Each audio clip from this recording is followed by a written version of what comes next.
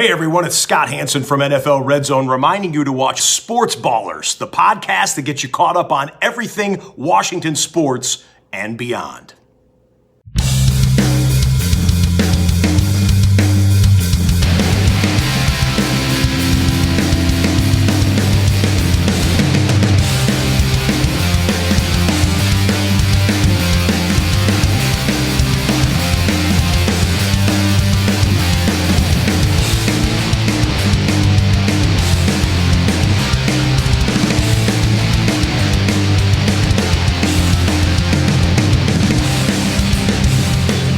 Hello and welcome to another episode of the Sportsballers podcast. It is March 3rd, a new month, and we've now been in quarantine for a whole year. So it's pretty wild to think about. I'm Corey Puffett, joined as always by Eric Meyer and Evan Ash. Got some interesting topics to get to today.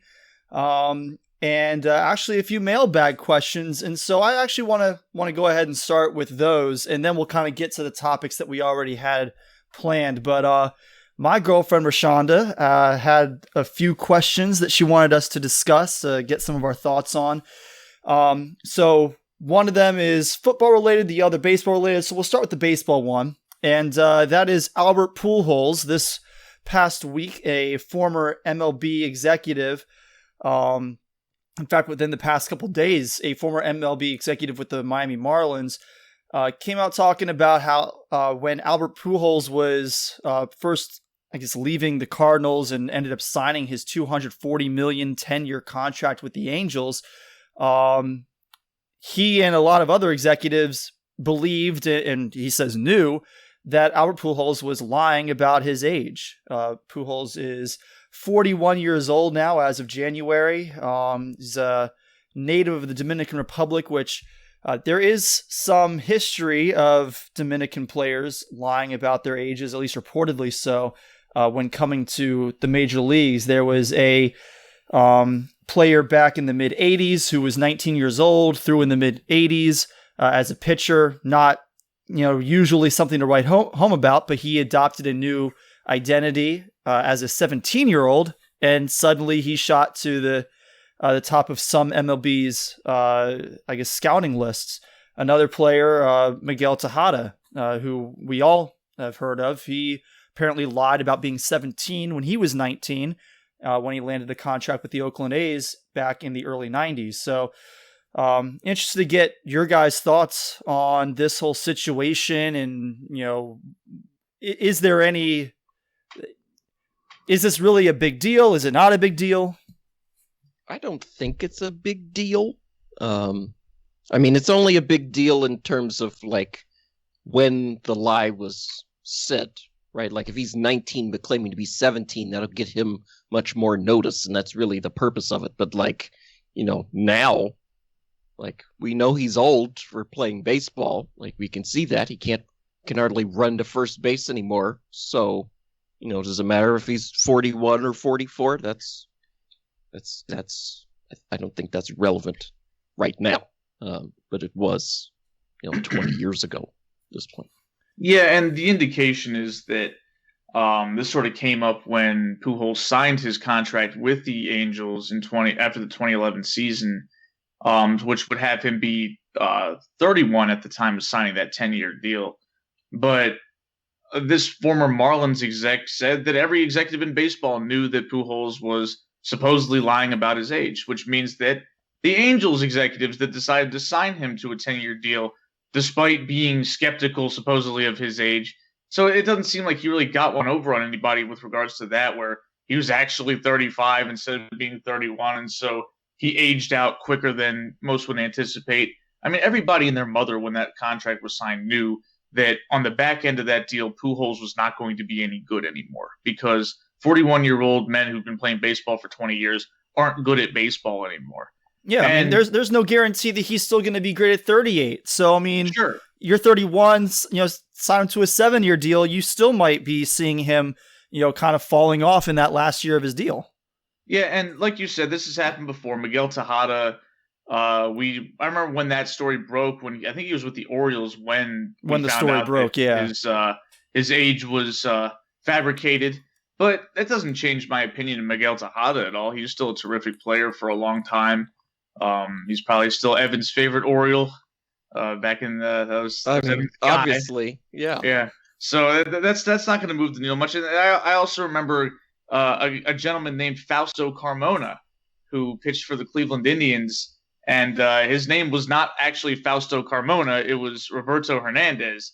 And I remember being weirded out because the Mariners were playing a game against the Indians, and I saw R. Hernandez pitching, and I was like, never heard of this guy. And then I click on his page, and I'm like, wait, that's Fausto Carmona. It's like, well, no, it's not. That's not even a real guy. Like, it's just a made-up name. But so it is a trend. It has happened with Dominican players before.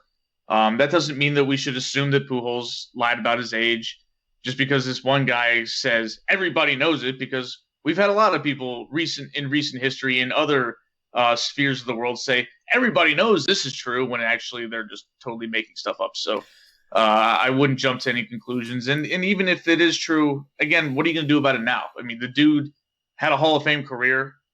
He's no doubt first ballot Hall of Famer. It doesn't change anything as far as I'm concerned.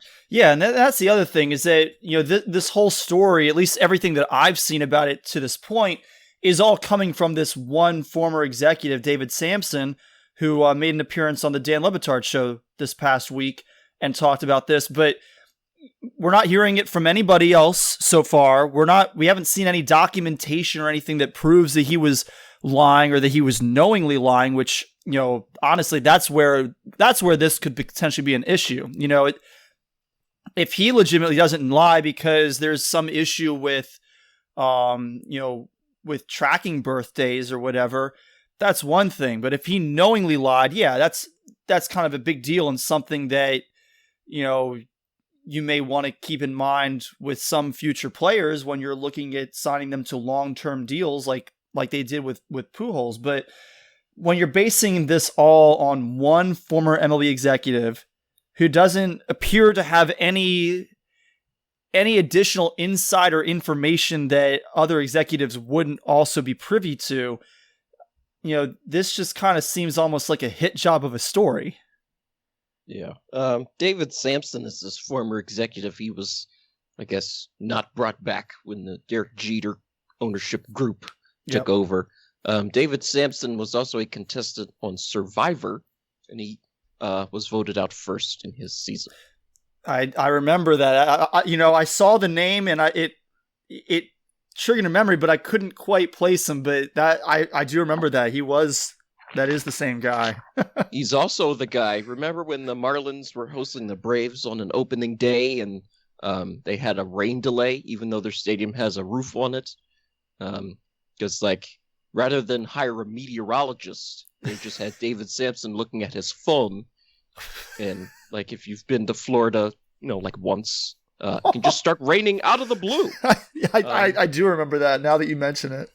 Yeah. So, rather than have a trained weather person, they just had some guy looking at a phone and, it just starts pouring down raining, as it does in Florida, and it takes 20 minutes to close the roof.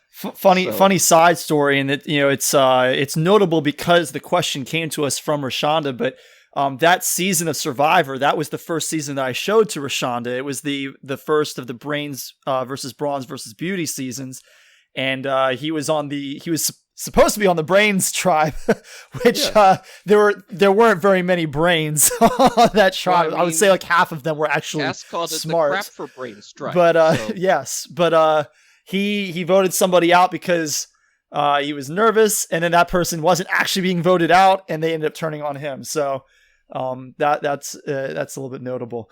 So go ahead and move on to the second question that Rashonda asked, and it actually has to do with an article written by Dan Wetzel this week. I'm not sure if it was published somewhere else, but I read it on Yahoo Sports. But it basically talked about the TB12 method, giving quarterbacks like Russell Wilson and Deshaun Watson a sense of emboldenment, as he put it in the headline.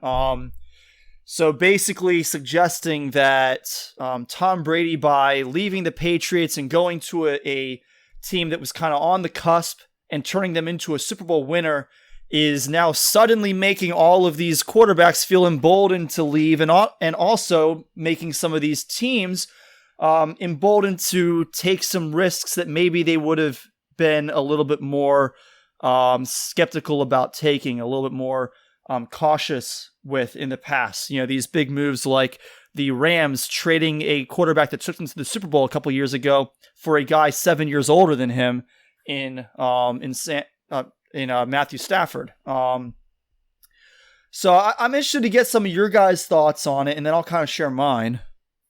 Well, my question is, was this article so missed the mark to me? It seemed like an Onion article. Like, it just completely swing and a miss. Like, what are you even talking about, Dan Wetzel? Like, there's been no flashpoint recently that's happened, right? Like, this happened 10 years ago, or 11 years ago now, with LeBron and the decision, with player movement and players having more say in personnel decisions. So that's what changed, not Tom Brady.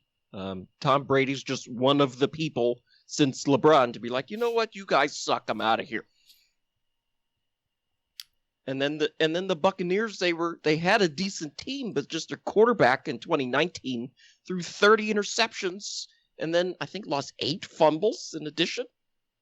Like, yeah, you're going to be much better when you don't have that guy giving the ball to the other team 2.5 times a game. So the other thing that he pointed out in the article was, talking a little bit more specifically on Russell Wilson and Deshaun Watson, because, the big issues that for them are, they want more say in personnel matters, right? Russell Wilson wants to have a little more say in, the construction of his offensive line because, his offensive line has sucked his entire career. Deshaun Watson, his whole issue, because, remember, he signed a 4-year deal back in September, so he clearly was not totally against playing in Houston for, at least a few more years at the time. But since then, they told him that they were going to take his thoughts into consideration when making their front office hires, and then didn't actually do so. And so he doesn't want to play there anymore. Meanwhile, Tom Brady goes to Tampa Bay, and they end up bringing in Antonio Brown because he wants him. They end up bringing Rob Gronkowski because he wants him. They end up bringing in Leonard Fournette because he wants him. And then all 3 of those guys scored a touchdown in the Super Bowl. And so obviously that means that these guys, have even more of a leg to stand on in wanting more say in personnel matters. Good for them. They should want say in personnel matters. I'm sort of reminded of sort of a power structure, like when the Ravens have really big end of year press conferences. They have the owner, the team president, the general manager, and the head coach just sitting all in a line. And like, it's sort of a nesting dolls type thing where one guy reports to the next guy, reports to the next guy, reports to the next guy. So your team's quarterback, once you signed him to the big deal or whatever, like, he's the 5th guy. Like, he's got to be included in some of this stuff at this point. Like, you have wed yourself to him if you extend him and pay him $100 million. Like if you're not even asking his opinion, then what are you even doing, frankly? Yeah, I read this article and I thought it was a little bit hyperbolic in terms of the level of impact that one guy winning the Super Bowl for 1 year had on the entire thought process of every quarterback around the league or every team around the league. We know for a fact that historically teams have basically tried to say, well, why can't we be like the New England Patriots? Like, well, because you can't. Like, that's the bottom line. Like, we hear fans complain and say stuff like, how can you only win 1 Super Bowl with Aaron Rodgers as your quarterback? I'm like, winning the Super Bowl is hard. Yes, winning 1 Super Bowl. There's been a lot of great quarterbacks that have never won the Super Bowl at all. And I wouldn't exactly say that the Packers over the last 15 years have been a bad organization, because there's another organization that had a legendary quarterback for 15 years who only won the Super Bowl once, the New Orleans Saints. And nobody in their right mind would say the New Orleans Saints are a poorly run organization. That would be an insane take. It's just that everybody sees that the New England Patriots won 6 Super Bowls And so they say, well, why can't we do that? We've got a really good quarterback. It's like, well, because there's something different about that entire operation. It's just then you go out and hire Matt Patricia.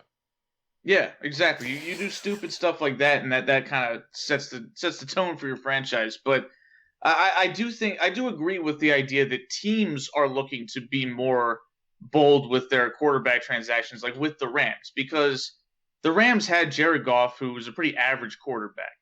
I think most people would agree he's probably somewhere around 16th, give or take a few slots. Dave Wetzel called him good in this article. I would say good is a stretch, but I would accept okay for sure. Like, he's definitely not a bad quarterback. But Matt Stafford is not exactly what I would call a great quarterback. He's in the top 10. He's a good quarterback. Maybe you would say very good, depending on how you feel about that verbiage. But the point is, the jump from Goff to Stafford is not nearly the jump that Winston to Brady was. Like, it is a complete difference. Yeah. So this idea that, we're just going to add this guy, there's no doubt that Stafford gives the Rams a better chance to win the Super Bowl than Goff did. But it is interesting that a team traded for a new quarterback who, if you're being reasonable, you can only assume is going to be as good as he is probably for another few years, because he's 32 and he's a guy that does have a history of injuries. Expecting him to be really good for another 5, 6, 7 years is probably a bridge too far. But the Rams were willing to go make this move, trade away first-round picks, basically hamstring their ability to win maybe in 4 or 5 years to chase Super Bowls now. And I'm not saying that was the wrong decision. I'm saying that is something that you didn't typically see. I do think that had the Brady situation flopped in Tampa, which anybody with any sense knew it wasn't going to, then this might have been a different story this offseason with how the Rams handled their quarterback situation. But as for Russ and Deshaun Watson, they are complaining not because they saw Tom Brady do something, but because their situations suck and they're annoyed. Like that's really what this is about. I mean, this isn't the first time we've seen quarterbacks say, hey, do better by me or I'm going to try to get out of here. Aaron Rodgers did that for a long time with the Packers. Peyton Manning always had some level of control of what was going on when he was in Indianapolis. He didn't have the grounds to sit and outright complain because, the front office typically did pretty well by him, at least on the offensive side of the ball. But he certainly was involved in the process. There's no doubt about that. That's not new. So this idea that Tom Brady has risen the tide for quarterbacks to float their dinghies doesn't really add up to me, because this has always been a quarterback-driven league, especially over the last 25, 30 years, where the quarterbacks are going to get what they want, and it's just that now they're willing to push for it. And I guess as for Deshaun Watson, I think that people misunderstand when he signed that deal with the Texans. That was not him saying, I trust the Texans. That was him saying, I need to secure the bag. Because if he doesn't sign that deal, then the Texans option him, and then they franchise tag him twice. So he ends up stuck there for 3 years, except he has no security at that point. So the best move for him was to sign the deal, and that way he does have some leverage to negotiate, which he's doing right now. So we'll see how that plays out. But I think this idea that the whole world's going to change for quarterbacks. Tom Brady was a free agent. And a big part of the reason he was a free agent was because the team that he played with had some reluctance to even want him to be in the building anymore. Like, the New England Patriots had every opportunity to keep him around for as long as he wanted. They scoffed. Bill Belichick wanted Jimmy Garoppolo. He wanted to move off of Tom Brady at one point. He refused to give in to Brady's desire to play till he's 45. And that ultimately resulted in a fracture between him and the coach. And that's why it moved on. It was a mutual decision to part ways. Whereas there's no way the Seahawks want to give up Russell Wilson. And we already know the Texans don't want to give up Deshaun Watson, not. Even if Deshaun Watson is serious about not ever playing another snap for them. Yeah, what if a team offers the Texans a really old running back, like Frank Gore or something? Then maybe, Well, they did give up DeAndre Hopkins for David Johnson, so that did happen. The jab at the Texans aside, one of the really funny things I saw in this article was somewhere in the middle,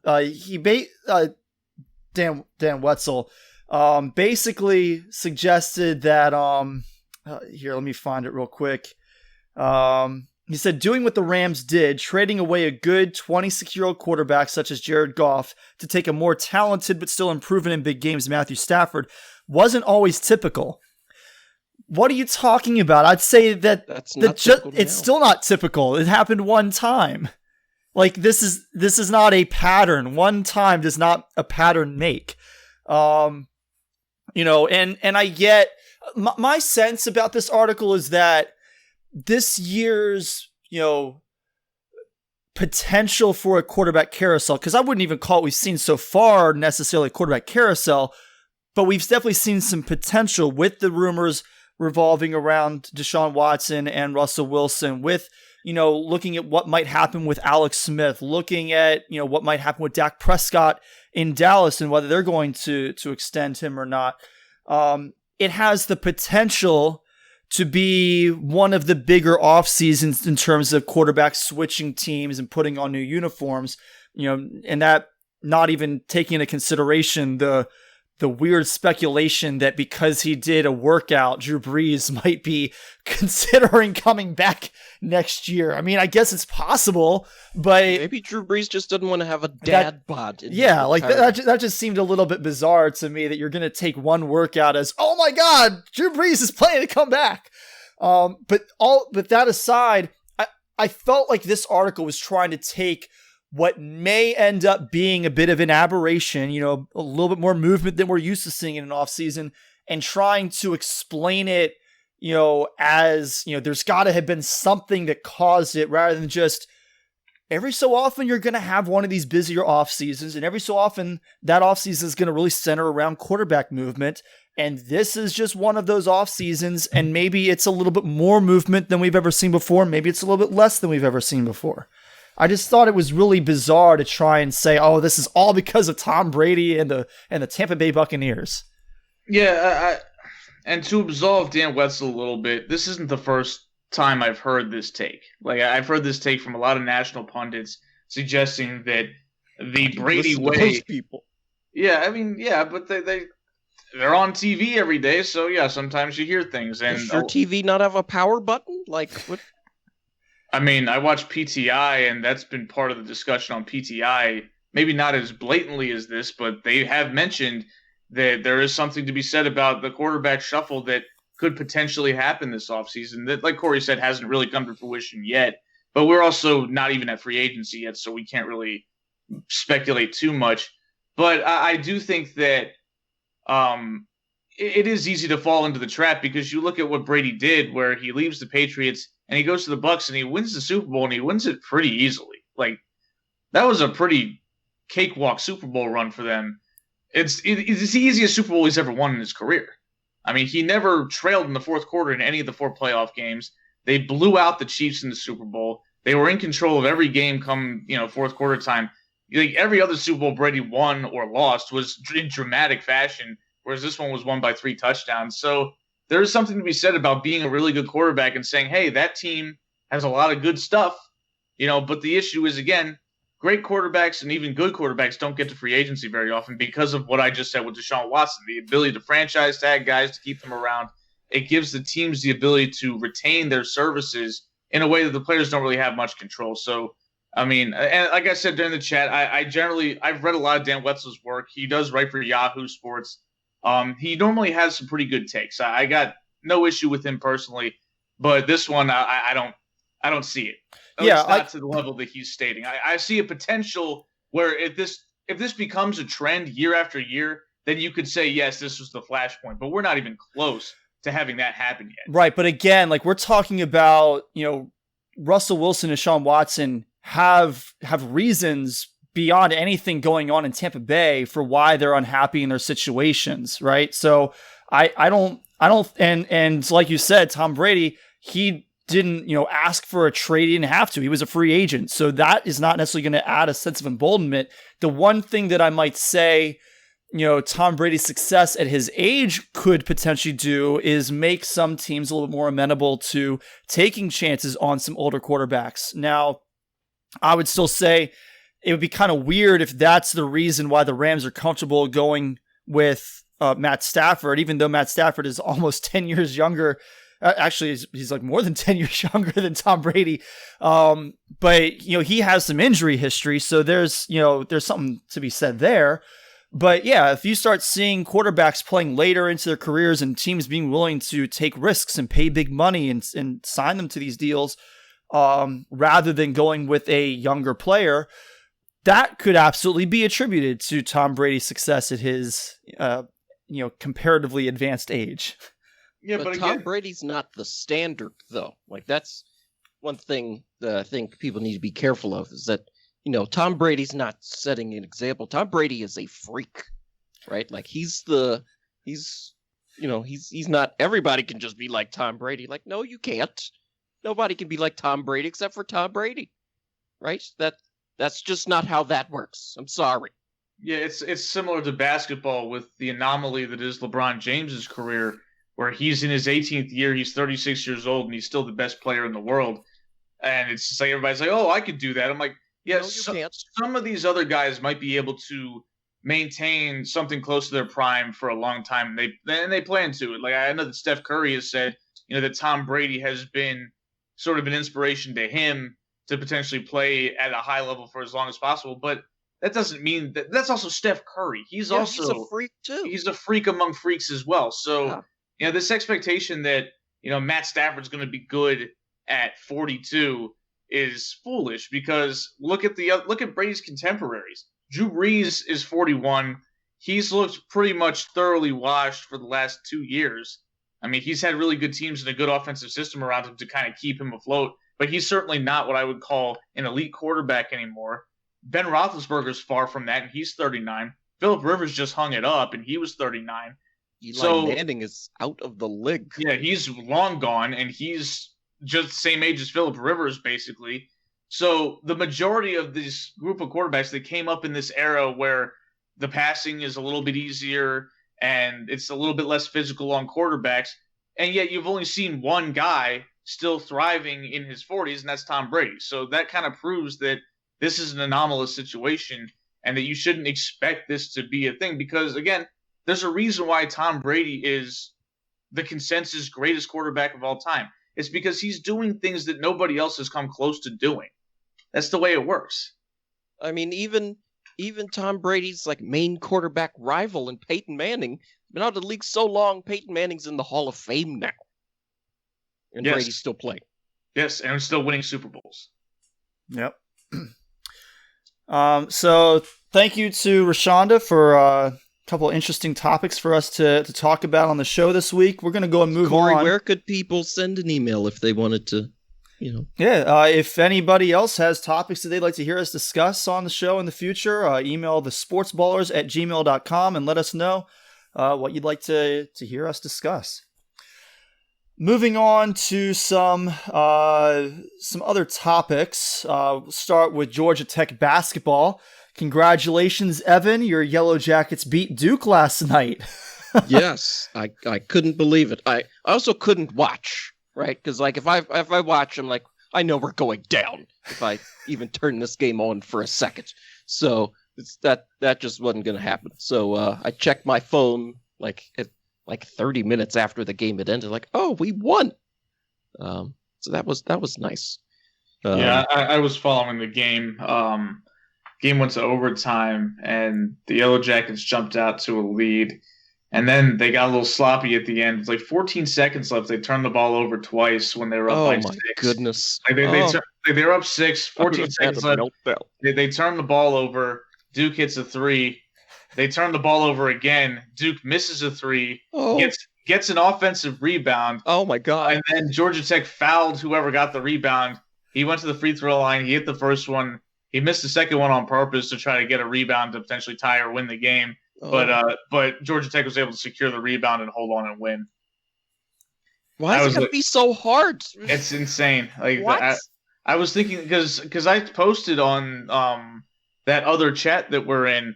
I said Georgia Tech's going to eat a W when they were up by 6, or they might have actually pushed it to 7 with 30 seconds left. I was like, yeah, Duke's not coming back. It's a 3-position game. There's just no way that that's going to happen. And I was like, oh, well, you turned it over twice in the backcourt. It was the same guy, too. Oh, goodness. Yeah, I forget what his name is, but and I'm sure you don't know because you don't really follow Georgia Tech basketball that closely. No, but yeah, he turned the ball over twice, and I was like, oh my god, if they lose this game, that kid is going to be meat. He is going to be absolutely toast. Because like Georgia Tech's a football school, right? The basketball's just a little your dessert on the side. Okay, right? But you have a chance to beat Duke and get to the NCAA tournament for the first time in, like you said, 11 years. Even with Georgia Tech being, a less than basketball program, the fans are still going to be pretty annoyed if this dude just carelessly turns the ball over. Yes, all 10 of Georgia Tech's basketball fans, but right. I mean, but you can't tell me that when Georgia Tech plays in the NCAA tournament that there won't be a big contingent of fans down there in Atlanta watching the game. Oh, like that's definitely going to happen. I'm kind of conflicted, right? Because like the last time say we have an NCAA tournament game, say we make it to the tournament, which still isn't a certainty at this point. But like what do I do for this game? Do I take off of work if it's during the day on a weekday? It's like the last time we were in the NCAA tournament, I didn't have a job at all. I was still in college. Right? The paradigm has shifted so much in my life in 11 years. Like, what do I do in this situation? Yeah, this is also the first time that Georgia Tech has beaten Duke since you were in college and you were at that game back in January of 2010. Yes, I just gotten off a plane because I want to say it was a Saturday and class started that Monday. So we stormed the floor and our arena's been renovated since then and stuff. Like a whole bunch of stuff's happened. To put that in perspective, I was still a senior in high school. What? I was the editor-in-chief of my school newspaper when that happened. So that's a long time. So Georgia Tech is now 10-6 in the ACC. They are in 6th out of 15 in their first year after a ban from postseason activity. It's a great year to be banned from the postseason too, because wasn't much of one. Nope. Yeah. So I saw some bracket or somebody's prognostication that had Maryland and Georgia Tech going head to head as a 6-11 matchup in the first round of the NCAA tournament. So, and not in the seedings that you normally probably would have expected. But what do you mean? 6 and 11, you would expect Maryland to be the 6. Yeah, but Maryland would be the 6. Oh, would they? Okay. Yeah, Maryland has got a better resume than Georgia Tech by a lot. Okay. Maryland is a lock to make the tournament at this point. But y'all still want to fire the coach? Yeah. You can see how closely I've been paying attention to Maryland basketball. Making makes a tournament. We're having a parade. Okay, but like you said, you don't care about basketball. Maryland's a basketball school where we have higher expectations. Yeah. We are. Well, I mean, if Maryland football goes to a bowl game, we're happy. Yeah, we're happy. It's the same thing. Like, would you guys be happy with 6-6 every year at Georgia Tech? Well, maybe you would, but maybe that's not a good question. But the expectations did used to be higher. Yes, you have won a national championship this side of the Kennedy administration. So in my lifetime, actually. Yes, actually, yeah. And Maryland's last football championship was in the 50s. So, yeah. Okay. So move over to some baseball. Got a few things to talk about. I'm going to start real briefly with my Yankees. There's not a whole lot to cover other than just a little brag that we beat you guys yesterday 4-2 in spring training. But it is spring training, so who cares? Well, the Orioles smashed the Braves today, 8-1.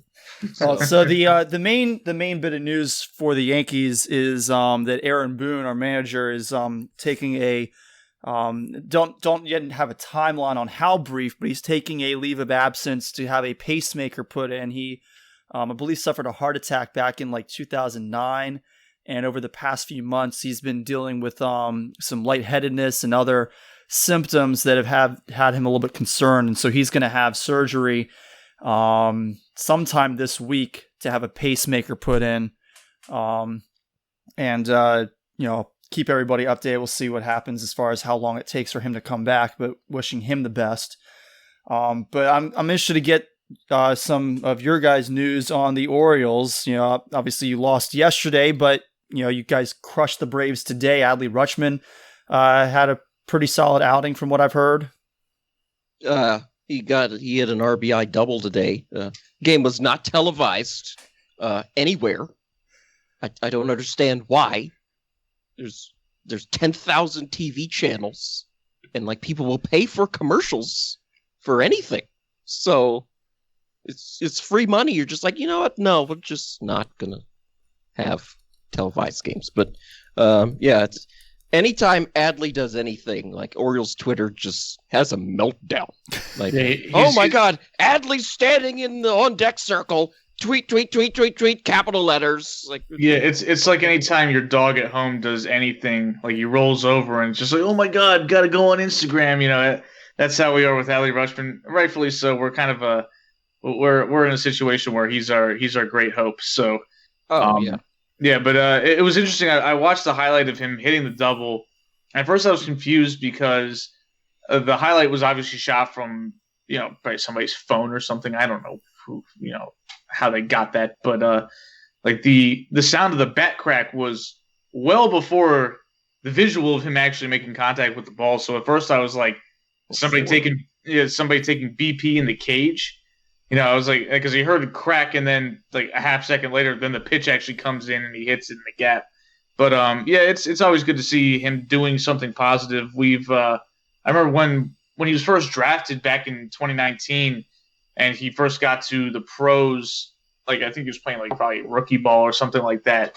And you didn't really have a whole lot of highlights at the plate, but he was just hosing people all day at second base trying to steal on him. I was like, wow, that's nice to see. This dude can actually catch, because historically any team that I've liked that's drafted a catcher, oftentimes the catcher can't actually catch. Like Jesus Montero, who the Yankees traded to the Mariners, he couldn't catch. What about the guy, the Cespedes Family Barbecue was like, so-and-so is good, and I can't remember his name. Who's that guy? Mike Zunino, yeah, he wasn't as big of a deal. Is Mike Zunino the only person they've ever said is good? Well, that's the thing that they say. Mike Zunino was good. Okay. It's a thing because Mike Zunino's conventional stats look terrible, because he usually bats around 210 and he strikes out in almost 40% of his at-bats. But every hit he gets, there's pretty much either a home run or a double, and he's a really, really good defensive catcher. So when you look at his wins above replacement, in his best years, he actually was pretty good. So Mike Zunino is good. Interesting. When you account for the total value, he amounts to a pretty good player. Now, if he could, make contact maybe once 80% of the time instead of 60% of the time, he could probably be an all-star. But unfortunately, that's not really in his bag. His game is not to put the ball in play, apparently. It's just to hit big dingers and throw people out at second base. And he was also a top-notch pitch framer, which may be going out of style eventually if they get rid of human umpires, but that doesn't seem to be the plan anytime soon.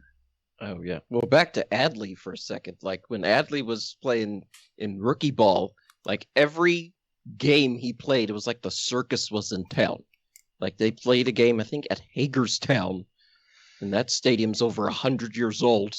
And then it was just jam-packed full of people just to see Adley walk by or something.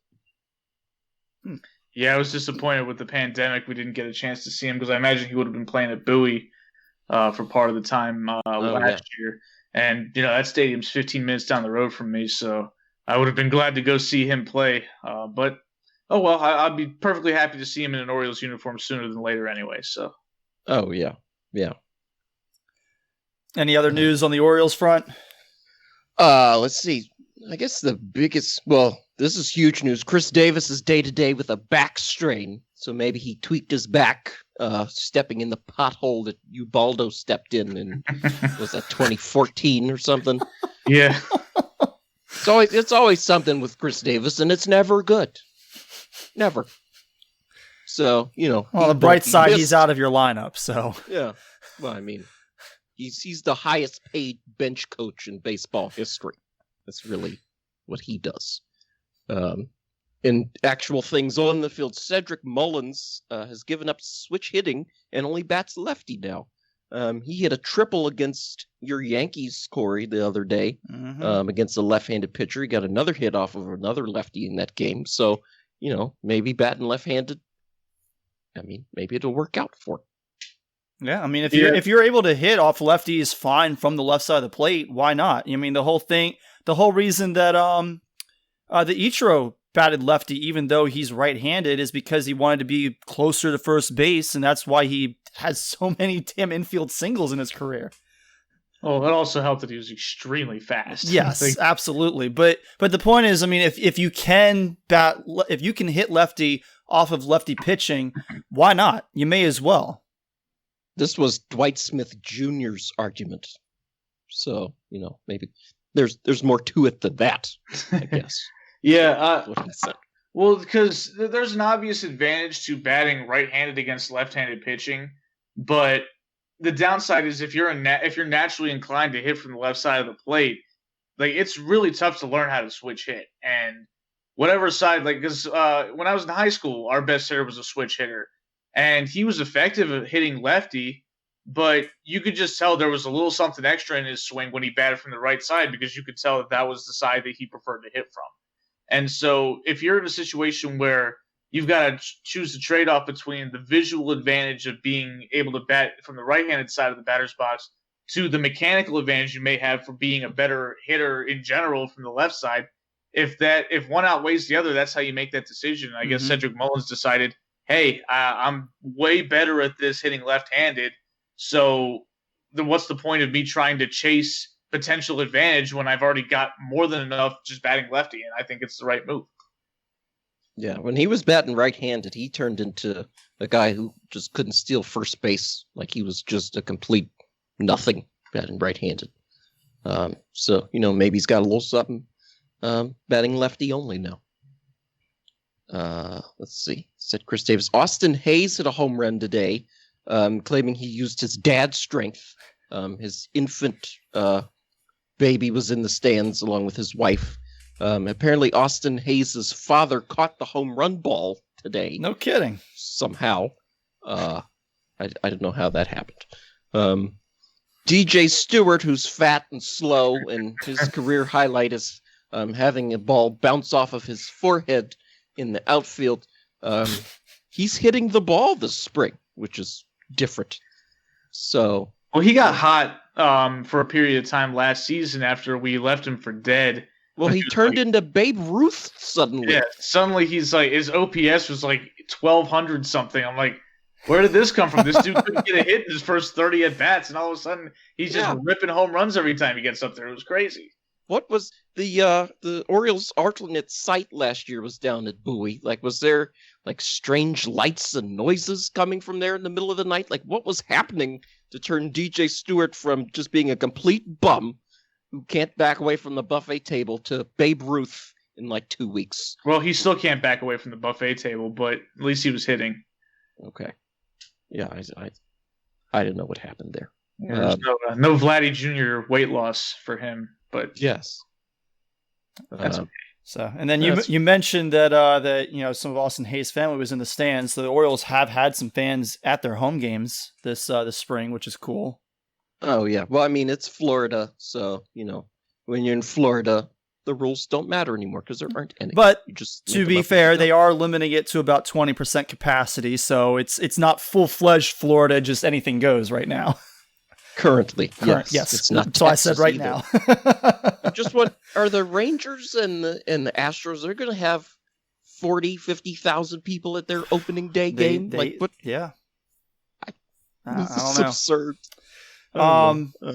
So and then Gunnar Henderson, he made an appearance in yesterday's game. He was, I think he was a second round pick the year Adley was drafted in the first round. Okay.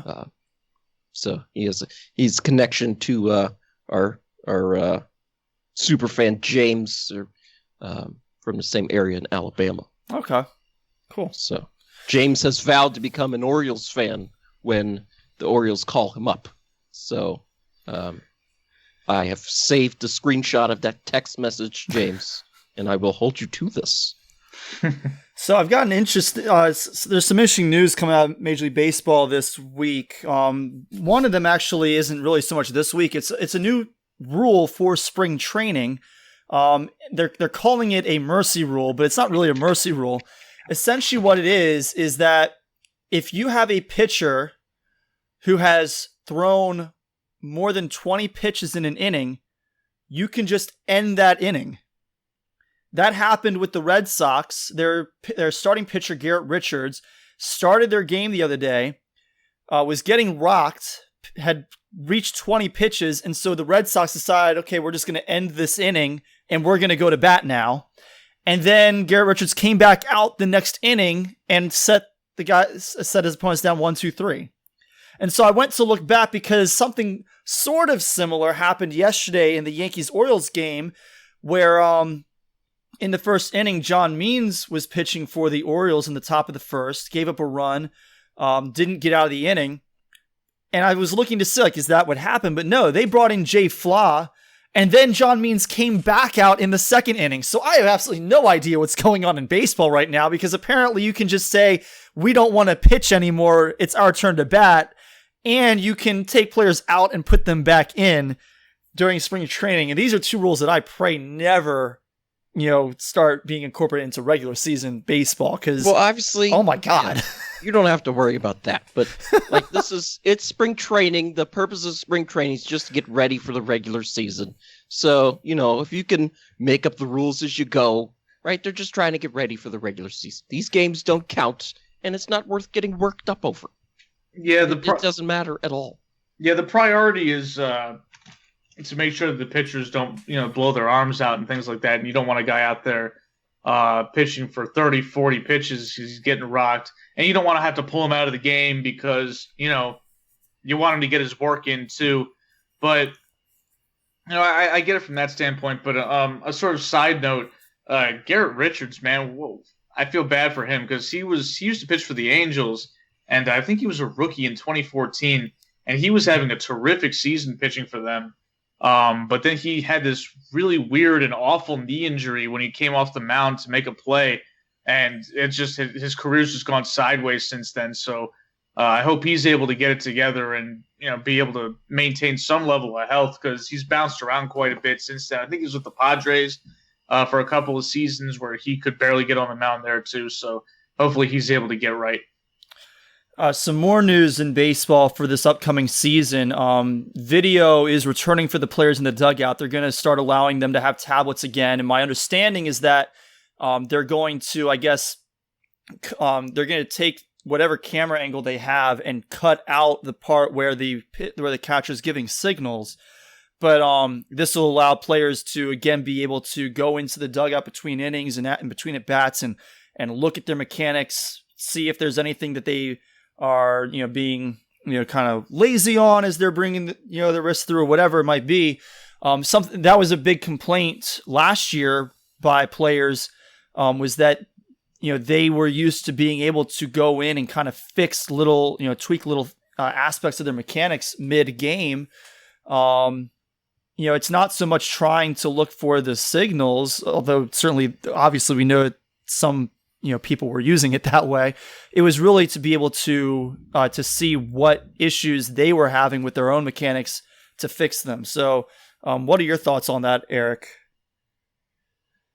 We talked about this a little bit last summer when they decided to get rid of the the ability to watch yourself play. But I complained about it then because I figured it seemed like you were punishing the players for the actions of one team, and that was the Astros because they abused this technology to cheat. But and I kind of compared it to, when Spygate, when the Patriots were filming defensive signals, that would be like if the NFL said, okay, we're just going to scrap, scout filming in general. You can't film anything as a team because this one team did something that broke a rule. It didn't make any sense, and I think the game's better for it when players can sort of scout themselves, fix any hitches in their mechanics. It's better for baseball, just like it's better for football, that the players and the coaches have the tablets on the sidelines to be able to review plays and stuff like that. More information for anybody on the field that's involved in the game. is better. And so I think taking that away because of one team using this in such a fashion that broke the rules when you could have easily just tweaked it like they're doing now to sort of get rid of that ability to cheat would have been the better solution. It was an overreaction last year, and I'm glad that they've corrected it. Yeah, I agree. I know Javi Baez complained about this last year. He had a bit of a rough year last year. I think Ryan Zimmerman complained about it, and he didn't even end up playing last year. Oh. So yeah, no, that was definitely a big player complaint. So good to see them finding a way to bring it back while also addressing the issue that some teams could choose to try and use it nefariously, shall we say. So my dad actually texted me and said, "Who cares about baseball? Go back to talking about basketball." So do you guys have any other basketball topics before we get back to football, and starting with college football briefly? No. I don't think so. Nothing really interesting has happened since, last week. All right, when they announced all-star teams. Sorry, Dad, but we're going to move on to football.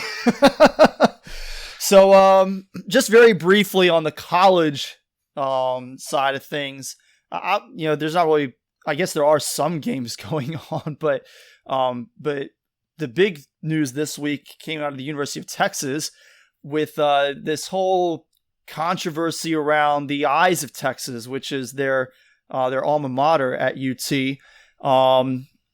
The Texas Tribune published an article citing more than 300 emails sent to the University of Texas president between June and October, roughly 70% of which demanded that the school keep playing the song, and almost a third of which included threats of financial retribution if the players didn't support the tradition by being out there singing the song. So first of all, the school is reviewing the history of the song. They're supposed to release their report sometime next week. And at that point, the school president says that they will, equipped with a common set of facts, they will continue the conversation about the song and make determinations about the future of it at that point. But that's kind of beside the point. The big thing here is these donors getting up in their feelings about a song and players respecting or not respecting the tradition of it. The issue with it is that it may be rooted in racism. The first known, performance of it was in a play back in the very early 1900s that featured performers in blackface. And again, I haven't seen it. I don't know all the details. I don't know if that inherently makes the song racist, but that's the concern right now, and that's why they're conducting a review of the song to get a better sense of the history of it. But if players don't want to participate, why is it such a big deal? Why do we have to complain so much about players standing or kneeling or putting their hand over their heart or not putting their hand over their heart, or staying out on the field or going to the locker room over a song? Well, I mean, we've been talking about this for 5 years with the national anthem. It's the same issue, really. It is, right? Like Tony Cornard says, why can't we just play the Beach Boys? That'd be fine too. Just play the Beach Boys. If everybody had an ocean. The Beach Boys are pretty uncontroversial. But this also undercuts the whole national anthem argument that more conservative individuals had, where they said that it's about respecting the troops and it's about love for your country and all this this wonderful sounding crap. Well, this is about loving your state. Yeah, this is exactly, that's my point. Is so you can at least logically tie the national anthem to something patriotic or good, if you will. You don't have to, but you can. Here, there's no such thing as that. This is just a song from Texas. This is a matter of, we want you to stand and sing this song, not because it shows respect to anybody who died for your freedoms or anything like that, but because we want you to. And it's something that we like, and therefore you have to deal with it. it is, and if you saw those emails or some of them, it's pretty obvious that, the motivation behind keeping the song the way it was is because a lot of these people are racist.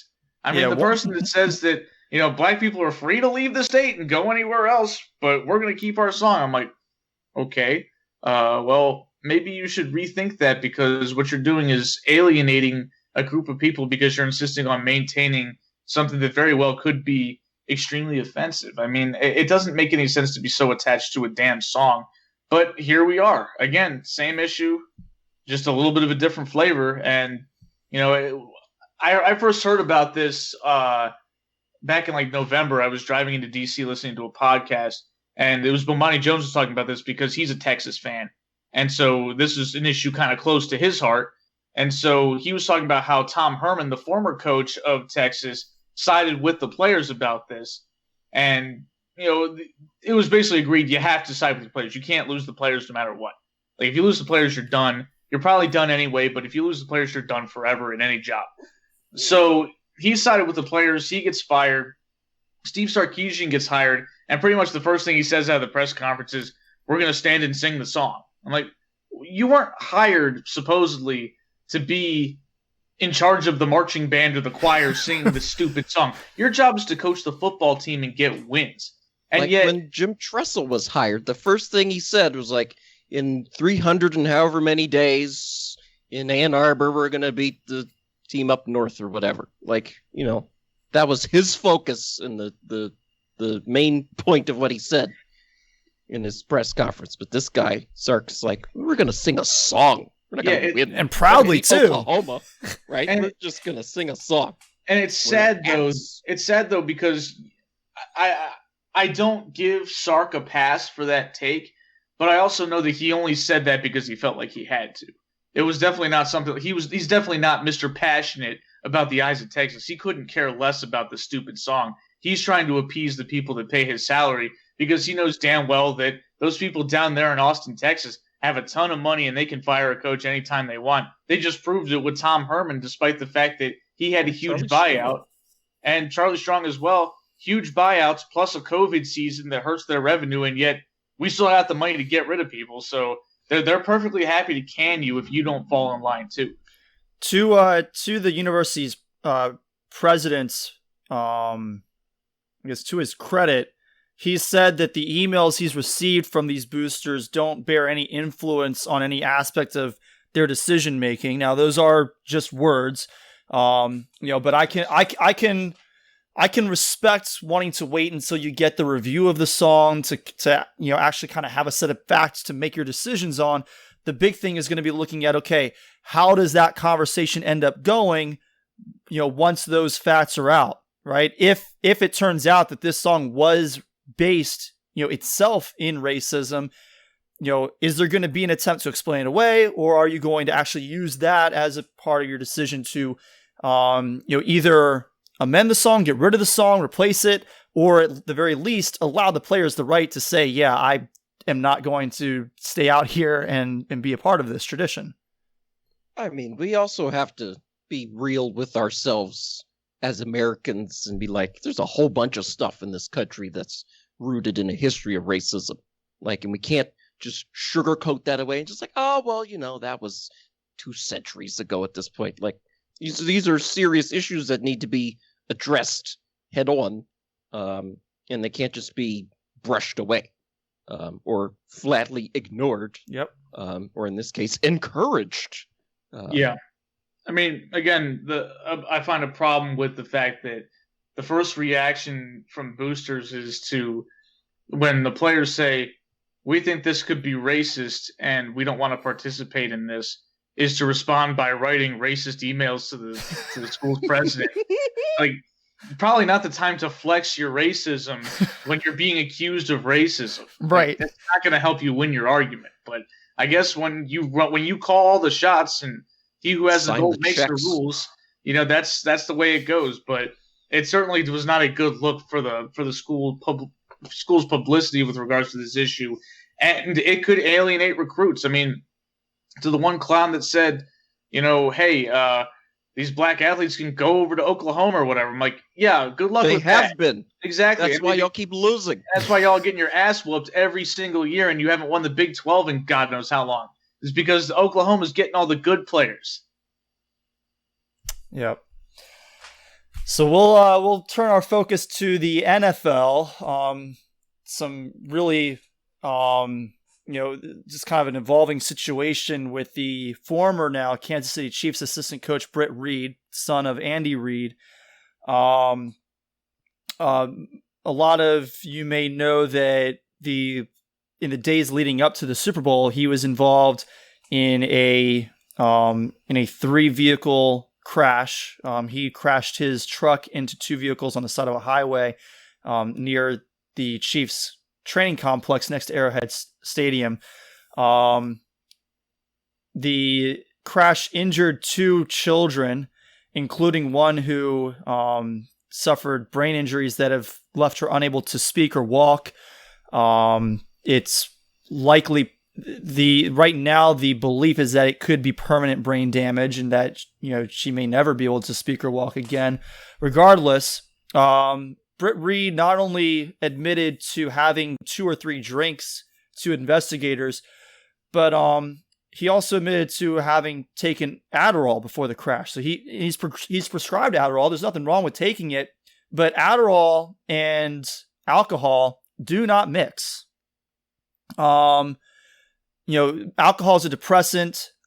Adderall is a stimulant, and any belief that those 2 things cancel each other out is not based in science. That's not how that works.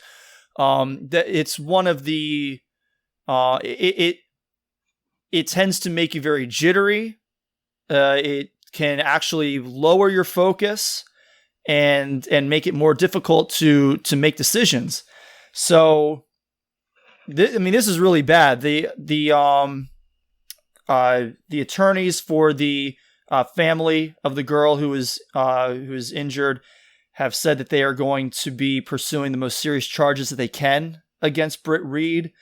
And we're all Andy Reid fans on this show, but this is not acceptable. This is not, this you can't let something like this go. That's a really big screw up. I mean, to say the very least, yeah.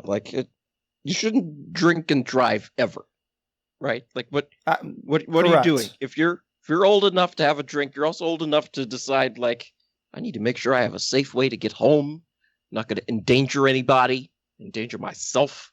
So, like, this is just so incredibly stupid and inexcusably so.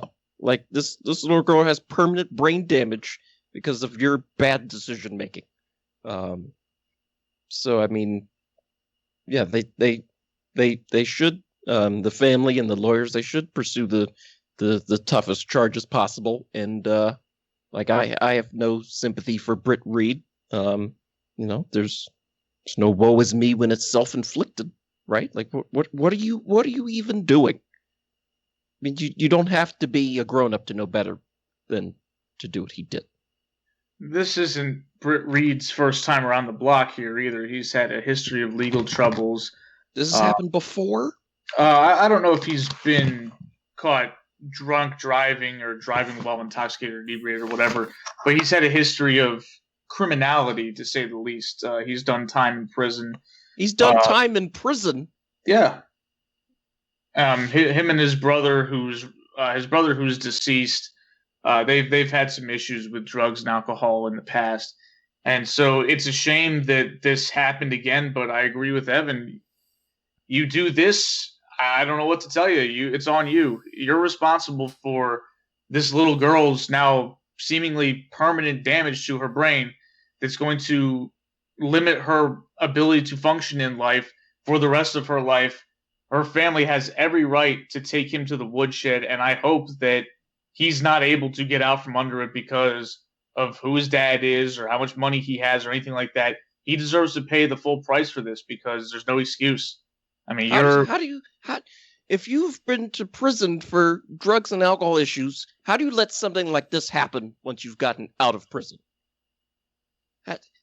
That boggles my mind. How do you even get close to this point?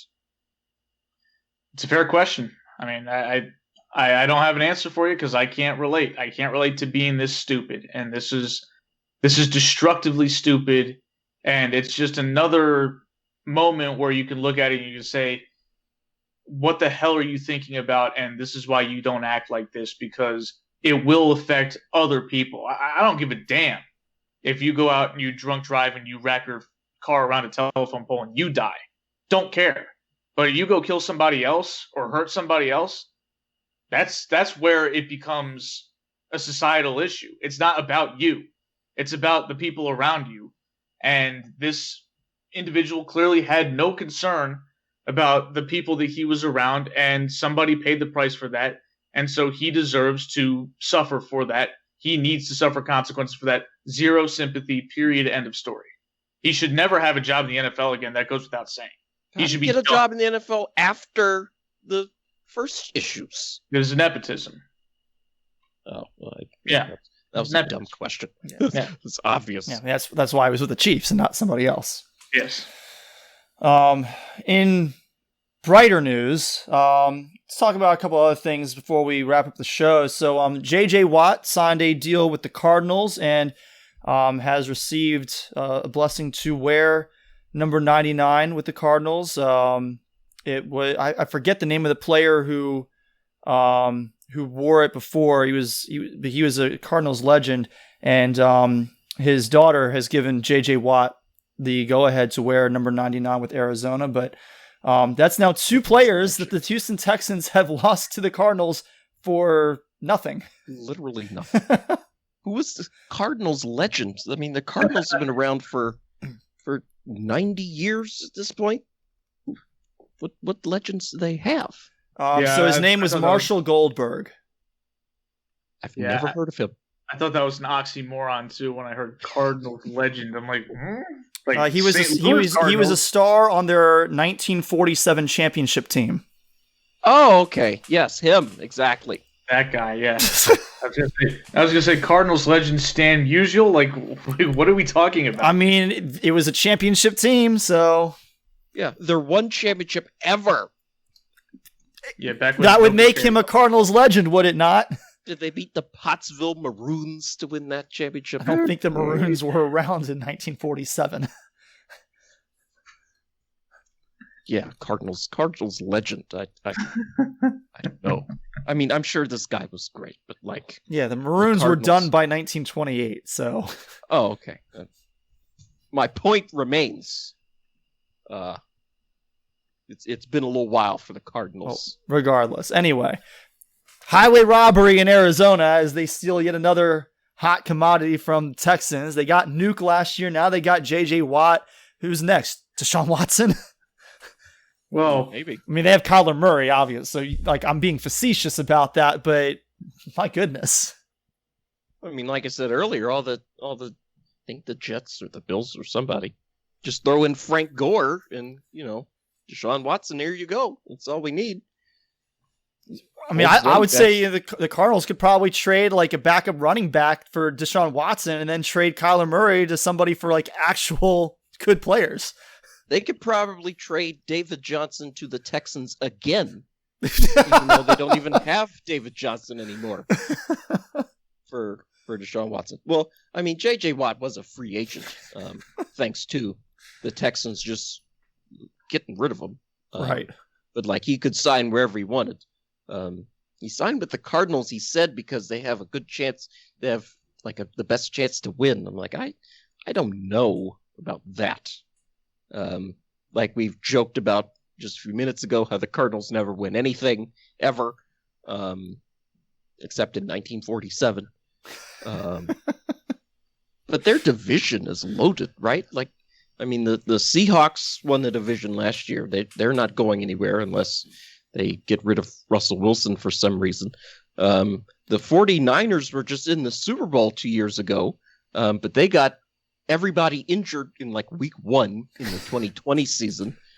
So they're not going anywhere. They're certainly going to rebound. And then the Rams, I mean, they haven't had a first round pick since 2016, but they made some noise in the playoffs. Like you can't just have J.J. Watt but his career seems to be winding down at this point. You can't just have him roll and sound like, oh, we're going to the Super Bowl. Like, no, you look around and see before you just start declaring stuff. I will say though, like this makes the Arizona Cardinals front, defensive front pretty dangerous. And, you combine that with the fact that the 49ers have a good, front seven on defense and the Rams have a great defensive line.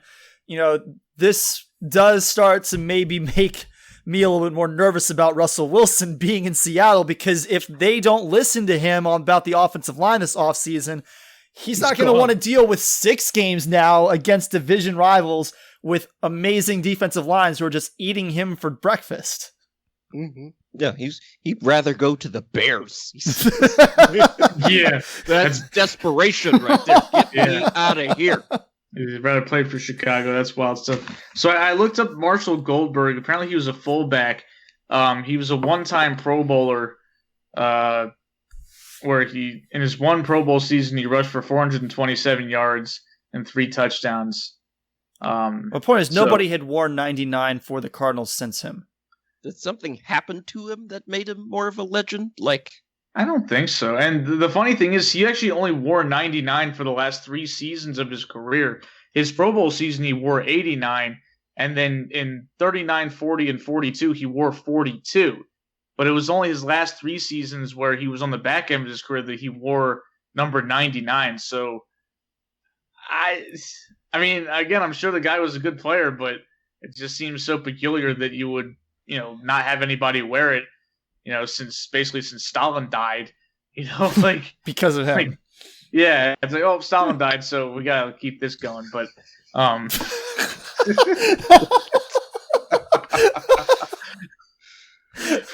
anyway, but I do agree that this does make the Cardinals a little more intriguing. Intriguing, but I argue with somebody on Twitter because you argued with somebody on Twitter. I know, surprised that happened, where they sat there and said the Cardinals are definitely a contender now. I'm like, they went 8-8 last year. They would have gone 7-9 if it wasn't for Hale Murray. I mean, I know that Chandler Jones is coming back, coming off an injury, but Chandler Jones is not exactly young either. He's in his 30s. J.J. Watt's in his 30s, and both of them have a history of injuries. So expecting that guy to come back and make this team, a 12-4 Super Bowl contender that can beat the Bucs or beat, Green Bay or the Rams, it seems a little extreme to think he's going to take them there. I feel like the return of both those two guys might give them a couple more wins. Maybe they go 10-6 and grab a wild card, but it certainly wasn't Watt's best option. I think that the Browns would have been a better option for him if he was strictly worried about winning. Evan, I'm sure you are thrilled that he's not going to Cleveland. I am overjoyed, because if he's going to the Browns and Orlando Brown wants out, we're screwed now, right? It's just forget it. Or if he went to alongside his brother in Pittsburgh. I know the Steelers have other issues. They're basically getting a whole new team next season.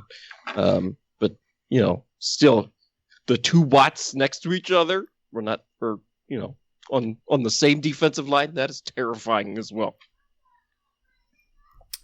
So the one other topic to talk about is the NFL is apparently highly likely to add a 17th game to their regular season next year. We've talked a little bit about this before, but we're now getting more information about what that would look like if they do, in fact, add it. So the idea would be that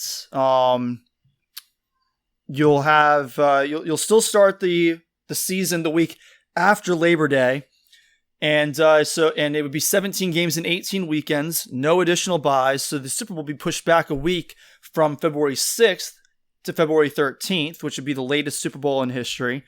The additional game would be played against a team in the opposite conference from you, but not in the division that you're playing against. and they would be in they would have finished in the same position in their division as you did in yours, and which division you play would rotate season to season the same way that the entire division you play against rotates season to season. So it's kind of an interesting concept. It looks like if it's added, the Chiefs and the Packers would play next year, so we'd get Aaron Rodgers against Patrick Mahomes as one of those extra games. I believe the NFC East would play against an AFC East opponent, which would put Washington up against the Bills. So yay for us. That's the consequence for winning the division. Yeah. And then all the AFC teams would play that additional game at home next year. And then in 2022, the NFC teams would get that additional home game. What division would the AFC North play? The AFC North, let me see. I actually don't see for all of them, but it looks like the so it looks like the Ravens would likely play the Rams. So I guess you guys would have the NFC West. Jeez. Come on! I mean, you guys put up 45 on the Rams the last time you played them. Yeah, but the 2019 Ravens, I feel like you can't use that season to measure anything against. Like, that was just magical and insane. Fair. Right? Like, they had a good defense that year too, and we go to their place on Monday Night Football and beat the crap out of them. Like, that's not a thing that's you can expect to happen just any given week. So, what do you guys think about the prospects of adding that 17th game? I mean, I've never really liked the idea of going away from the 16-game season, but I've accepted its inevitability because money talks and BS walks. So, it was kind of the way it was going to be. They were always going to push it to 17. I'm sure eventually they'll push it to 18 because, again, it's more revenue. An expanding league that's wants to keep printing money is going to keep finding a way to do that. So, I mean, it is what it is. They'll always find a new way to tweak the schedule to make it work. I don't think that this doesn't really move the deal for me that much.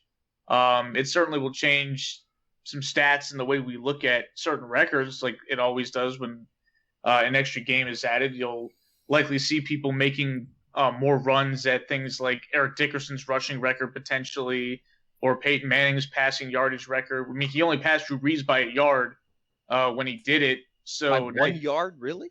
Well, he stopped playing immediately after that. Like he came out of the game once he passed it. He could have added probably another 50 or 60 yards on top of that, but the Broncos were blowing out whoever they're playing, and he didn't need to play anymore. So, but I other than that, I don't think it really changes much. It's just another game. Yeah, I mean, they used to play 14 games. They played 12 before that. Yeah, so and I mean, I'd be fine if they played 50 games a year. If it was NFL every Sunday, I'd be glued to the TV, just parked right in front of it. And so would millions of other people, and people would still buy beer and jerseys and tickets in a post-pandemic world. So, like you said, they print money. And if you have the ability to print money, why would you not print more money? Right? It's like what if you can convince the golden goose to lay more eggs, then she's just gonna go do that, and that's fine. Yeah. So I mean, for me, I don't really feel too strongly one way or the other about 17 games. I am looking forward to more fantasy football. We'll add an additional game to our regular season, but it sounds like they're going to cut down the preseason by 1 or 2 games to make that up. So it's not, I guess it's not officially more games for the players, but it kind of is, considering the starters generally, play very limitedly in the preseason. So hopefully this does not, lead to more injuries, but in reality, it unfortunately probably will. So did either of you guys miss the preseason last year? Not particularly. I mean, did you remember that there was no preseason? No, I do remember that there was no preseason. I only missed it from the standpoint of not, being able to like really watch football in August. But like the preseason, like it doesn't have like staying value. Like, I watch the first game and then after that, it's like, okay, I tune in, but like, I don't really care that much. The first game just was like, oh, cool, football's back. Yay. But after that, I'm just ready for the regular season. So that's kind of how I am. Like I usually forget like when's the first preseason game that the team plays, because that's usually the one I'm going to watch, because they generally don't broadcast too many of these preseason games on national television. Sometimes they do, but it's not like, oh, you can catch Red Zone preseason. I'm pretty sure that's not a thing. On a Thursday night in August. Or like, and there are some fun things about it, like these random nights they play, where they have like a Friday night game or something goofy like that. It happens sometimes, but if they did have Red Zone for the preseason, I would watch for sure, and not only because Scott Hansen did a promo for our show. I would watch too.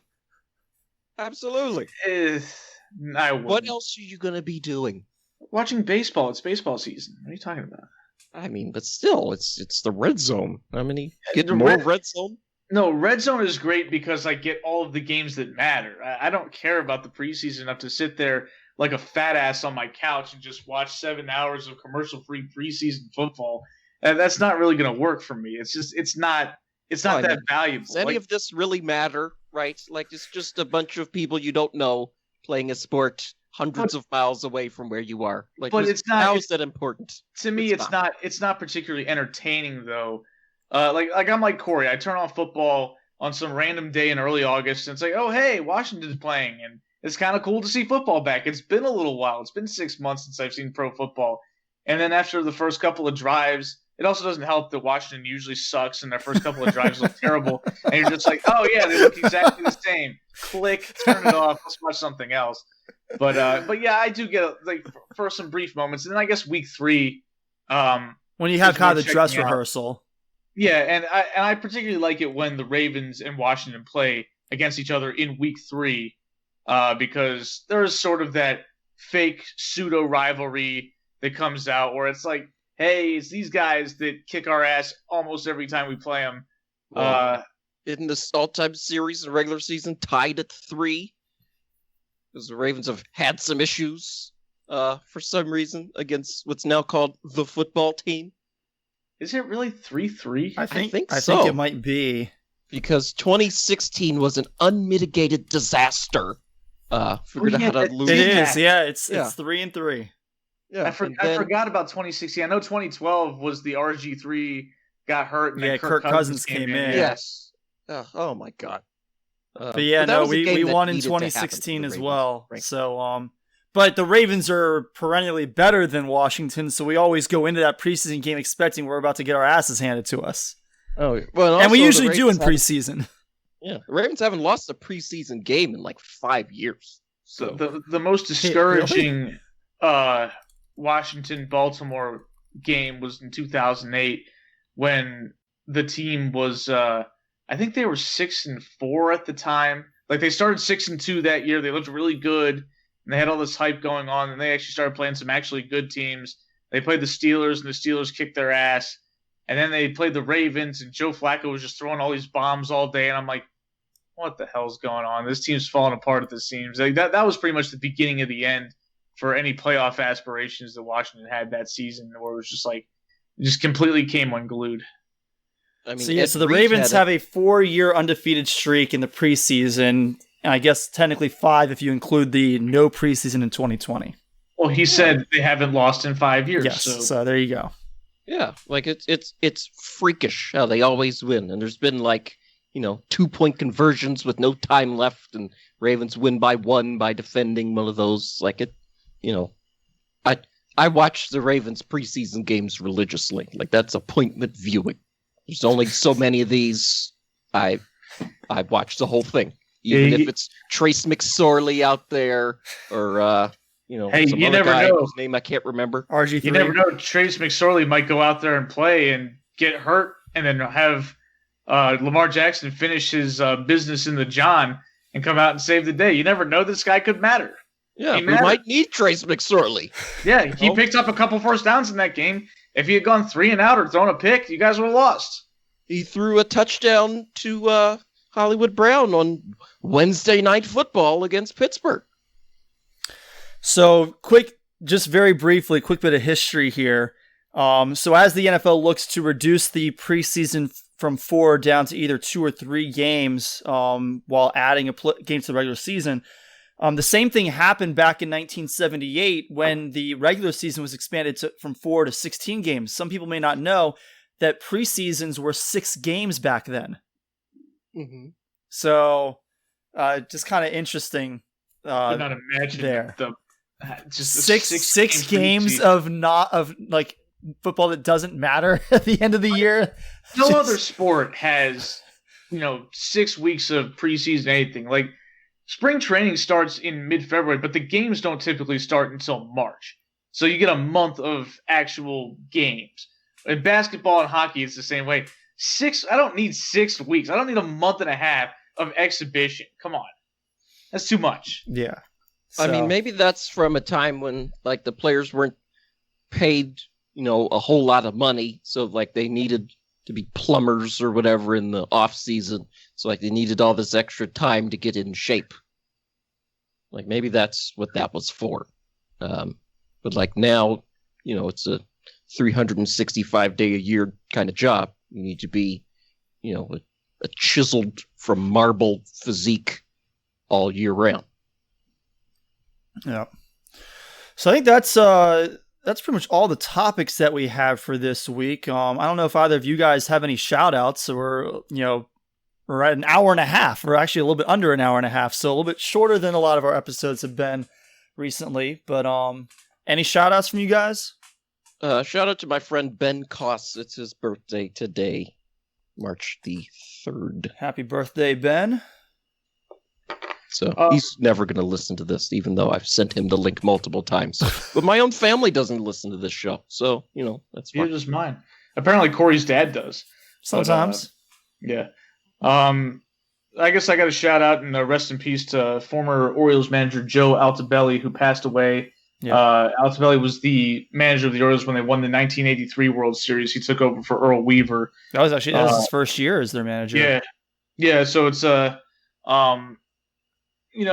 obviously Earl Weaver is the most renowned manager in Orioles history. He was a game-changing manager and was a big part of the reason why the Orioles were such a successful franchise. But there's something to be said about a guy that steps in for a legend and picks up right where the team left off, and they went there and they won the World Series, the 3rd World Series in franchise history, and the last one that they've won since then. So the last American League championship they've won.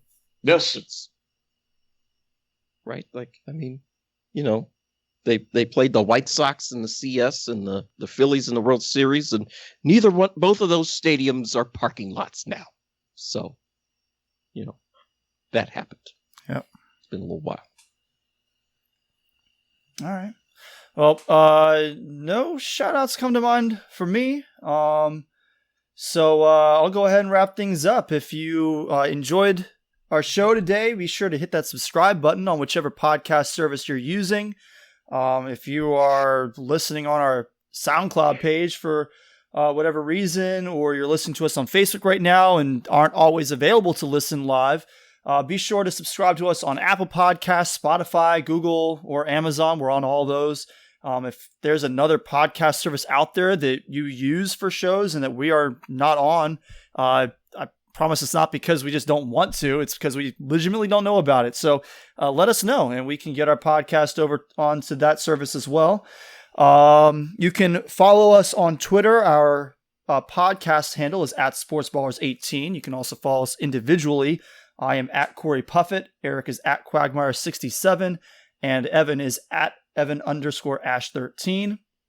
You can send us emails at thesportsballers@gmail.com. If you have mailbag questions, topics you'd like to hear us discuss. Thanks again to my girlfriend Rashonda for asking us to give our thoughts on a couple of topics this week.